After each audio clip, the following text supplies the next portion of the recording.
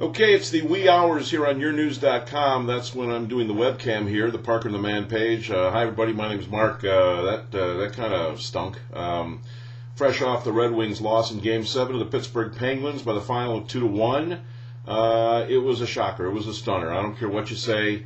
Can't have it both ways. When you think the Wings are going to... We say that all the time, by the way. You can't have it both ways. You can't keep talking up the Wings like they're the greatest thing ever and then say, well, Pittsburgh had it going on. Quite frankly, the Wings choked it off. It was a choke job. They were up 3-2. They had 2 games to win 1. They were coming back to Joe Louis, where they were 11-1 in the postseason.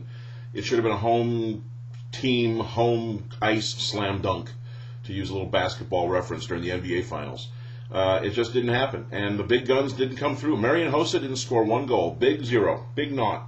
And I had the big party shirt ready. You see the big party shirt? Ready to go. Going to do the thing, do a little dancing downtown with the peeps, having a little fun downtown during a celebration.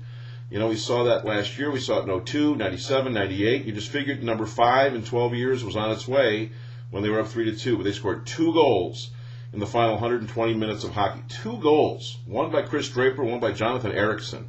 Where was Franzen? Where was Samuelsson? Where was, Datsuk, if you want to give him the pass? We write about that. You can read all about that in the column on the Wings' loss. And of course, Henrik Zetterberg could have done more. And Hossa, and how will that affect Hossa's signing? What's his future now? We can get all of that some other time. But this was supposed to be party night in the city. It was supposed to be a parade in the making. And we were all going to gather at Hart Plaza, 1.1, 1.2 million strong, as they always say, for those parades. And the gathering at the Hart Plaza for the big ceremony.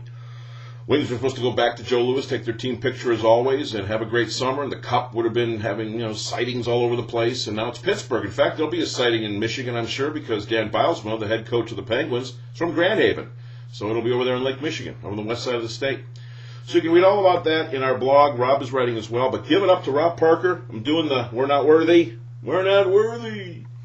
For picking the Penguins to win the Stanley Cup.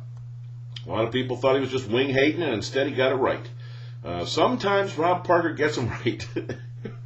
And he did. And he picked Pittsburgh, and, everybody I heard picked the Wings. I picked the Wings in 6, and it ended up being a 7-game series. An exciting game. Great fun to watch. Muhammad Ali in the house, the champ, at Joe Louis, but it just didn't happen. So it was a real downer, real letdown, real bummer after the 2-1 loss. Also on the tweets and feet section, it's all hockey. Something about Malkin and being the first Russian to win the Conn Smythe Trophy. A little history about the road wins.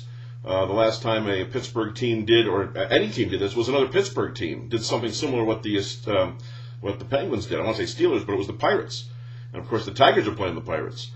So you can read all that, yournews.com. Don't forget, if you want to comment on anything we write, good, bad, or indifferent, TV Boy at yournewsdetroit.com. That is mine, and Rob Parker is Rob at yournewsdetroit.com. So get out there, do the thing, navigate the site, check everybody out, and read all the stuff from the wee hours here on yournews.com covering the Stanley Cup Championship. Now over with the Pittsburgh Penguins winning in 7.